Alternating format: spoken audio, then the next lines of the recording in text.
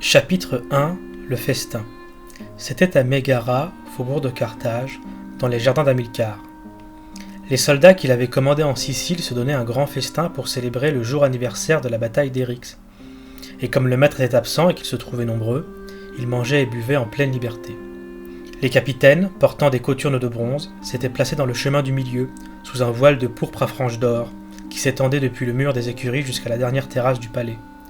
Le commun des soldats était répandu sous les arbres, où l'on distinguait quantité de bâtiments à toit plat, pressoirs, celliers, magasins, boulangeries et arsenaux, avec une cour pour les éléphants, des fosses pour les bêtes féroces, une prison pour les esclaves.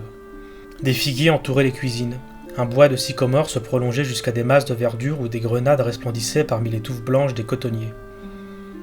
Des vignes, chargées de grappes, montaient dans le branchage des pins. Un champ de roses s'épanouissait sous les platanes. De place en place, sur des gazons se balançaient des lits. Un sable noir, mêlé à de la poudre de corail, parsemait les sentiers, et, au milieu, l'avenue des cyprès faisait d'un bout à l'autre comme une double colonnade d'obélisques verts. Le palais, bâti en marbre numidique tacheté de jaune, superposait tout au fond, sur de larges assises, ses 4 étages en terrasse.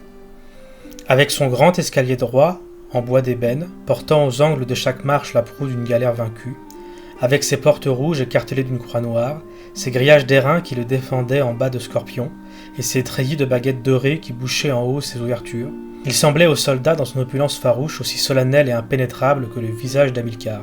Le conseil leur avait désigné sa maison pour y tenir ce festin.